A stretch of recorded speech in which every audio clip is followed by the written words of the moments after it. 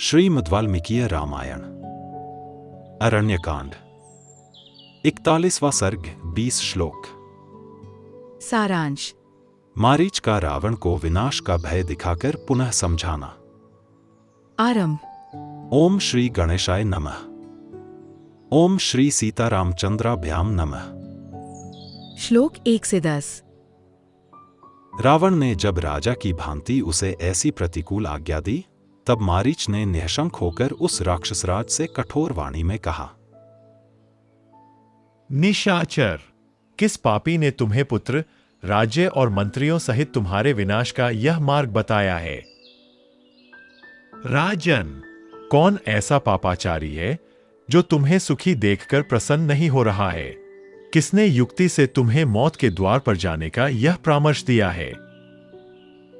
निशाचर, आज यह बात स्पष्ट रूप से ज्ञात हो गई है कि तुम्हारे दुर्बल शत्रु तुम्हें किसी बलवान से भिड़ाकर नष्ट होते देखना चाहते हैं। राक्षस राज, तुम्हारे अहित का विचार रखने वाले किस नीच ने तुम्हें यह पाप करने का उपदेश दिया है? जान पड़ता है कि वह तुम्हें अपने ही कुकर्म से नष्ट होते देखना चाहता है। रावण, निश्चय ही वध के योग्य तुम्हारे वे मंत्री है जो कुमार्ग पर आरूढ़ हुए तुम जैसे राजा को सब प्रकार से रोक नहीं रहे हैं, किंतु तुम उनका वध नहीं कर रहे हो। अच्छे मंत्रियों को चाहिए कि जो राजा स्वेच्छाचारी होकर कुमार्ग पर चलने लगे, उसे सब प्रकार से वे रोकें। तुम भी रोकने के ही योग्य हो, फिर भी वे मंत्री तुम्हें रोक नहीं रहे हैं। विजयी वीरों में श्रेष्ठ निशाचर, मंत्री अपने स्वामी राजा की कृपा से ही धर्म, अर्थ, काम और यश पाते हैं। रावण, यदि स्वामी की कृपा न हो तो सब व्यर्थ हो जाता है। राजा के दोष से दूसरे लोगों को भी कष्ट भोगना पड़ता है। विजयशीलों में श्रेष्ठ राक्षसराज, धर्म और यश की प्राप्ति का मूल कारण भी राजा ही है। आठ सभी अवस्थाओं में राजा की रक्षा करनी चाहिए। श्लोक 11 से 20। रात्रि में विचरने वाले राक्षस, जिसका स्वभाव अत्यंत तीखा हो, जो जनता के अत्यंत प्रतिकूल चलने वाला और उद्दंड हो, ऐसे राजा से राज्य की रक्षा नहीं हो सकती। जो मंत्री तीखे उपाय का उपदेश करते हैं, वे अपना परामर्श मानने वाले उस राजा के साथ ही दुख भोगते हैं।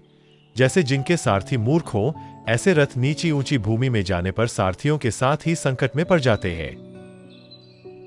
उपयुक्त धर्म का अनुष्ठान करने वाले बहुत से साधु पुरुष इस जगत में दूसरों के अपराध से परिवार सहित नष्ट हो गए हैं।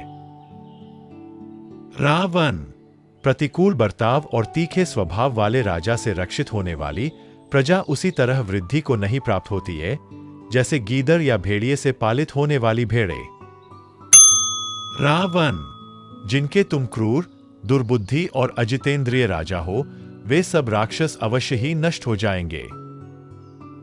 काकतालीय न्याय के अनुसार मुझे तुमसे अकस्मात ही यह घोर दुख प्राप्त हो गया है। इस विषय में मुझे तुम ही शोक के योग्य जान पड़ते हो, क्योंकि सेना सहित तुम्हारा नाश हो जाएगा। श्री रामचंद्र जी मुझे मारकर तुम्हारा भी शीघ्र ही वध कर डालेंगे।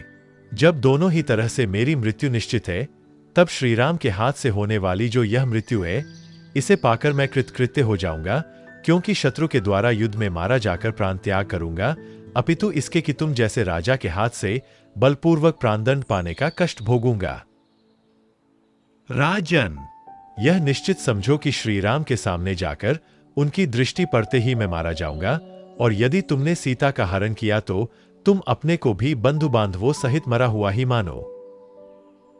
यदि तुम मेरे साथ जाकर श्रीराम के आश्रम से सीता का अपहरण करोगे, तब न तो तुम जीवित बचोगे और न मैं ही। न लंकापुरी रहने पाएगी और न वहां के निवासी राक्षस ही। निशाचर, मैं तुम्हारा हितैषी हूं, इसीलिए तुम्हें पापकर्म से रोक रहा हूं, किंतु तुम्हें मेरी बात सहन नहीं हो रही है। सच है कि जिनकी आयु समाप्त हो जाती है, वे मरणासन पुरुष अपने सुहृदों की कही हुई हितकर बातें भी स्वीकार नहीं करते हैं। इस प्रकार श्री वाल्मीकि निर्मित आर्ष रामायण आदि काव्य के अरण्यकांड में 41वां सर्ग पूरा हुआ। Presented by doctor T.K. Bansal, a blind scientist. Please like and share this video, and don't forget to subscribe my channel. Jai Shri Ram.